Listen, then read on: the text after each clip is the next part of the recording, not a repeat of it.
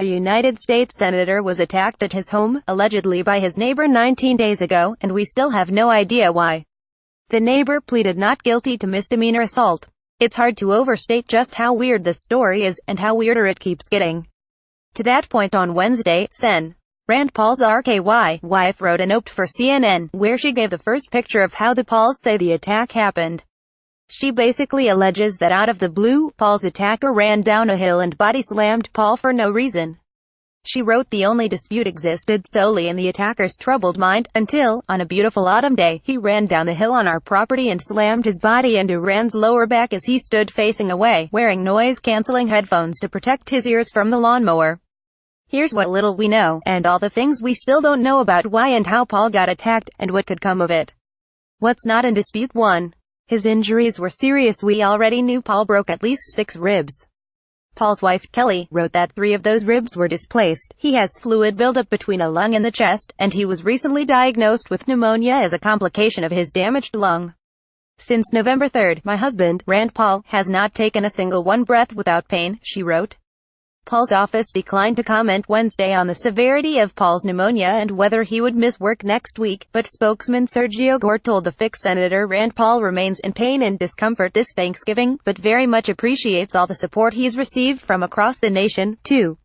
His neighbor is somehow involved. Renee Busha is a 59-year-old retired anesthesiologist who has lived next to Paul in a manicured, gated community in Bowling Green, Kentucky, for 17 years.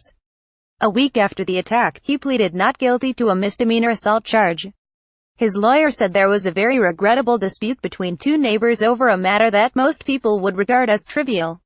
Renee Busha, Center, appears in court for an arraignment hearing with his attorney Matt Baker, left, on November 9.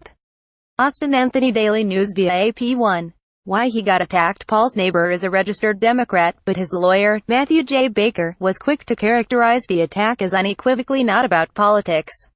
Baker also boosted stories suggesting it was a landscaping or property maintenance dispute. According to CNN, when Baker was asked about the motive, he said we should believe Paul's neighbor Jim Skaggs, who told CNN there has been a long-running disagreement over property maintenance. Paul's camp has insinuated, but HASNT outright said, this was about politics.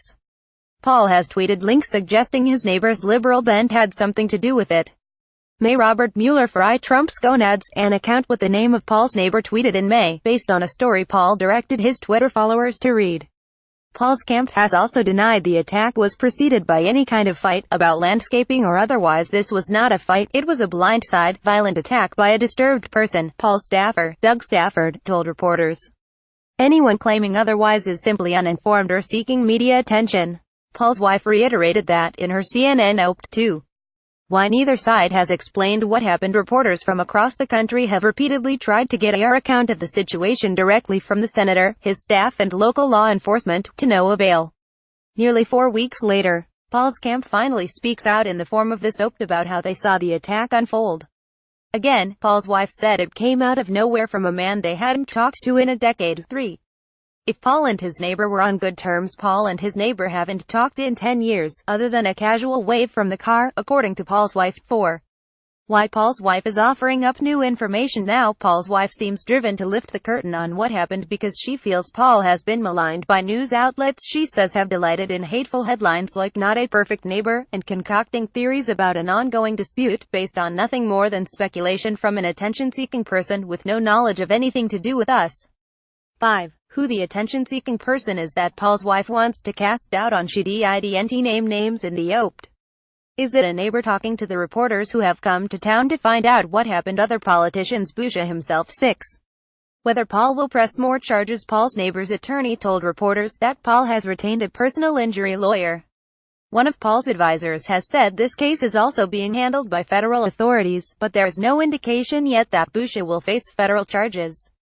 And if authorities believe is a politically motivated attack and he is found guilty, Busha could also face much more prison time, up to 8 years as opposed to up to 1 year for a misdemeanor assault charge, as Brandon G. and Ed O'Keefe report.